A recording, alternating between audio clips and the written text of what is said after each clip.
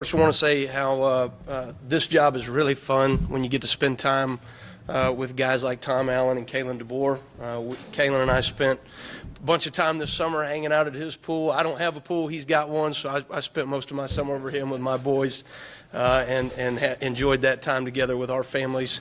Same deal with Tom Allen, just the relationship that we've built over the years in different capacities in different ways.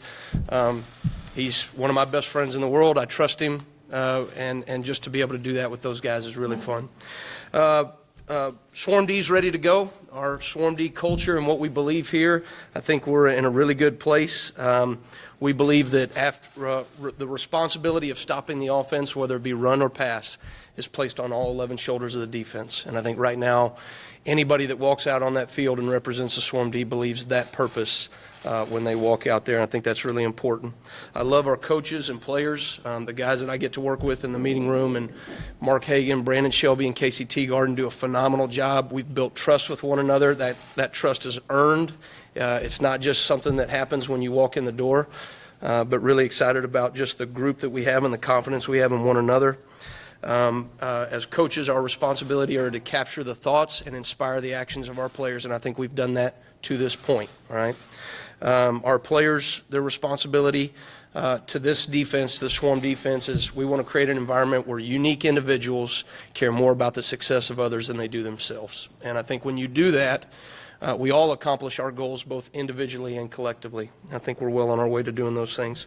If you review from spring and summer, I think we're ahead of where we are. Very youthful experience. We do have experience, but it is a youthful group.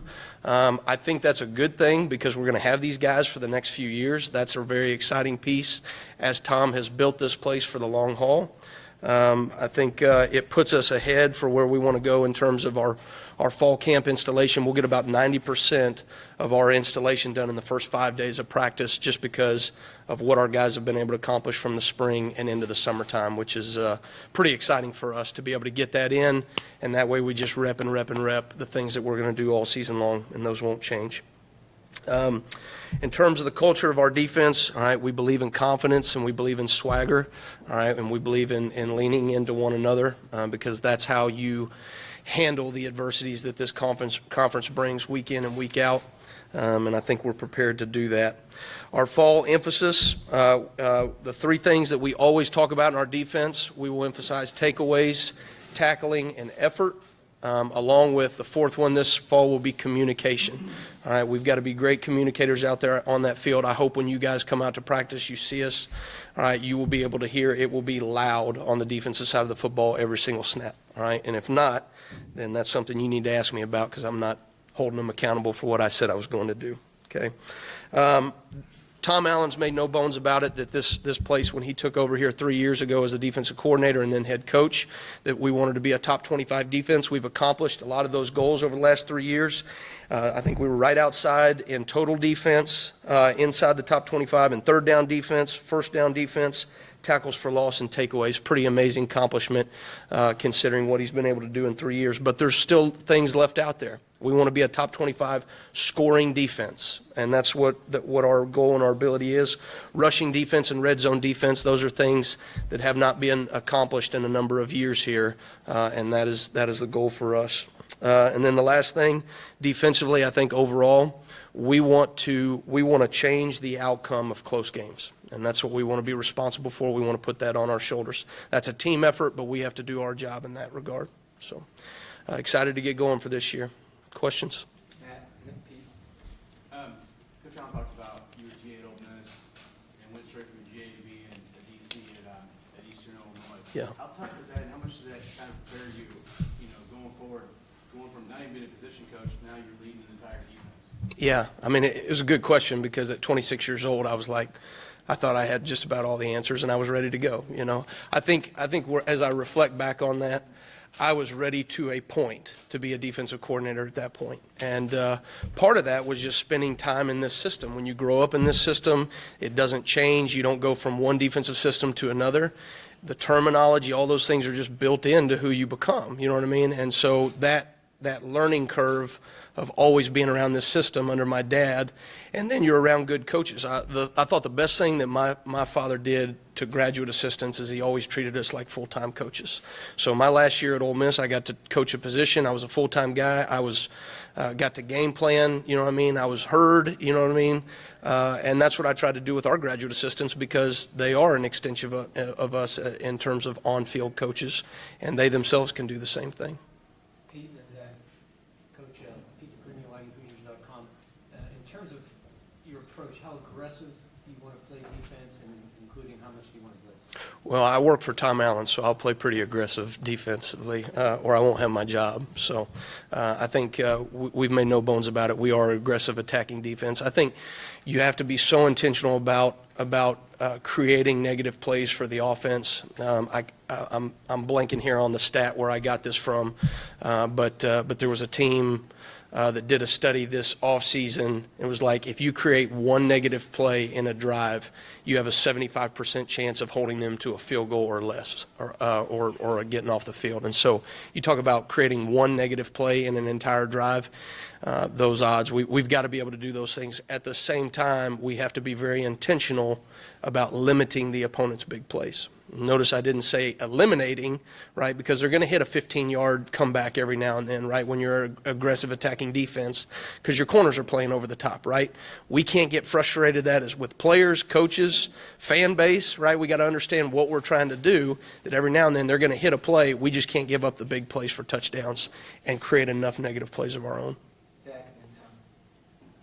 I guess just how much do you talk to your dad, if at all, really? And you talk about growing up in that system, always kind of carrying it with you to different places you've been. Now you're defensive coordinator in the Big Ten. Just, Yeah. Is it something where you bounce ideas off him fairly often? Is it something where maybe you want to kind of see things through your own lens? Yeah, I mean, I talk to my dad a whole lot right now, but mainly it's about fishing, his grandsons, and taking care of my house. So, because those are the things that he cares about right now. So, that being said, he will come in fall camp. He'll spend about 3 or 4 days with us. He'll give me a full analysis of where he thinks that we are from a personnel standpoint and just where we are schematically, which will be really exciting. We'll wait probably a week into camp and then bring him in for about 3 or 4 practices there. During the season, you know, I feel like, you know, it's kind of like Mother Bird that you know, you go and flap your wings and you do your thing. I talked to, when Tom and I both left to be defensive coordinators, him and I talked a ton in the off season. We would talk on Thursday and Friday nights. But, you know, it's kind of one of those deals that once you get into the grind, you know, you're bunkered down with the people that you're here with. And I feel like we have enough pieces in place here that, you know, I just communicate with our guys for the most part during the season. Tom and then John. Coach, with better depth at all 3 levels now, how much does that play into allowing you to be even more aggressive with fresher guys and taking that approach if you're going to play a lot of guys to keep everybody fresh? Yeah, you got to be careful in how you manage that, right? Because when you play more players, that means that you have to disseminate the reps among those players to get them ready for a season, right? In doing that, you got to make sure that we're not doing too much so that each player gets the reps that are actually going to transfer over to game day. So that being said, we want to be multiple and aggressive, but I think we have spent countless hours this offseason making sure that we are simple enough that our players can go execute, and yet multiple in the way that we show ourselves, all right, to an offense, and the way we present ourselves to an offense. So there's a fine line there, but I do think we can take advantage of that and being aggressive, but at the same time, you got to make sure all those reps are being disseminated properly. John. John Blount, Herald Times. Tom was talking about not sitting in some of those meetings during the spring. How much did that help you take a leadership role with the defense? Well, I think Tom, being a defensive coordinator himself, he knows how important it is to build that camaraderie in a staff, right? Especially when he was the defensive coordinator previously, right? Those guys, he's a defensive coordinator and their head coach. So it was important that we felt, and that was something that we talked about, and I mean, I totally value what he was able to do, is we were able to build that camaraderie and that chemistry in the room without him. okay? Because like it or not, when the head coach walks in the door, you just get a little bit tighter, you know what I mean? And so for us to kind of say, this is what we want to do, and then for me to be able to go to him and say, listen, this is what we're thinking. I want to keep you updated in this and that. So it was just, I mean, it's all about communication at the end of the day.